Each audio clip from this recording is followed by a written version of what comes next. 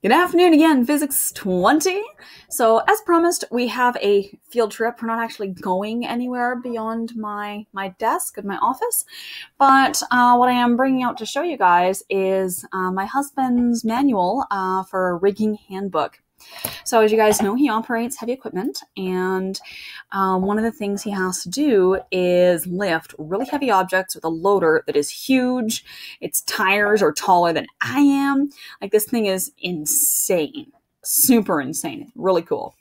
So, and in order to lift things properly, you're going to, especially with things with awkward shapes, you're going to be attaching a chain or a webbing sling to the mass or weight that you're going to be lifting. And the number one rule for lifting anything heavy with a loader is do not lift it unless you know how much it weighs. Okay, so if you're interested in equipment at all and are planning on working on the rigs or anything along those lines, don't lift anything unless you know how much it weighs. Okay, so in here there's a bunch of information about how to estimate how much something weighs. So by looking at the thickness of the sheet steel and what a half-inch thick piece of sheet steel is going to weigh per square foot, and then you can get a rough surface area estimate of that object, so you can estimate about how much it weighs before you lift it. So whoever said you wouldn't be using the math of surface area? You're going to use it. Absolutely.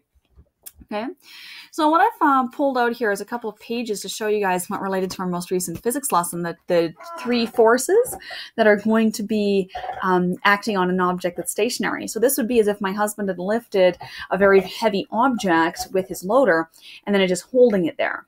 Okay, so that would be all those forces will be balanced. So F, G, and the tensions on the slings or chains.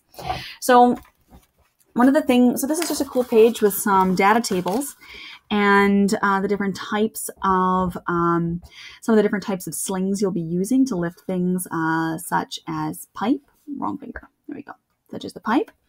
And notice there's a ton of stuff on angles in there. And then you have information on the type of choker that you'd be using, the type of basket you'd be using, the type of cabling, and some coefficients you'll be using in calculations. Okay. So one of the really cool bits that I flagged here, these post-its aren't my husband's, they're mine here. What I wanted to show you really was this one. So this guy here. Okay, so look at this here. You see this particular load here? You've got sling A tensions and some equations to use for non-symmetric loads. And then you have a diagram over here which is showing you how to get your uneven cabling when the center of gravity is off. So, and then the angles that you need to be taking into and keeping in mind.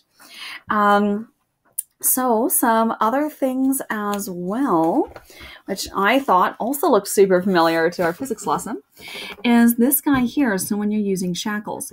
So one of the things that you'll notice here with the shackles is you have a 120 degree max included angle. And that's your included angle. So then that way these guys are going to be 30 degrees. So as just because when you have a fairly large included angle here, you're actually going to be using a lot more force. There's going to be a lot more force on these cables than if you were lifting the object straight up. But then it might be uneven and it's going to wobble. So why is it important for my husband to know all of this stuff and to have a manual and a bunch of equations and calculations and math he's going to do before he lifts something? Yeah, it's all to do with the cabling strength and the webbing strength and the strength of the chains. Because all of these webbings are going to have a force rating. So, or a weight in which that these chains or webs can hold before they break.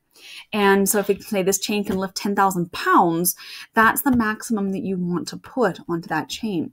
It's not saying that if you put 10,001 pounds, it's going to snap. Most of these things are going to be able to hold like at least 5 times that weight before they break, but that doesn't mean you go that high. Okay. There's slop room there. So safety is the number one thing when it comes to lifting heavy objects. So you do not want chain snapping, you don't want webbing snapping, and you don't want a 20,000 pound chunk of steel falling to the ground and crushing something or someone. So what we were looking at today, this type of physics, my husband does every day. All right. So, ladies and gentlemen, I hope you guys found that interesting and enjoyed a practical application of physics.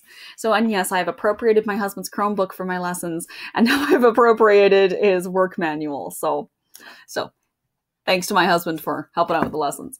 All right. So, ladies and gentlemen, have a good rest of your day, and hope you guys found that interesting, and we will talk to you guys later.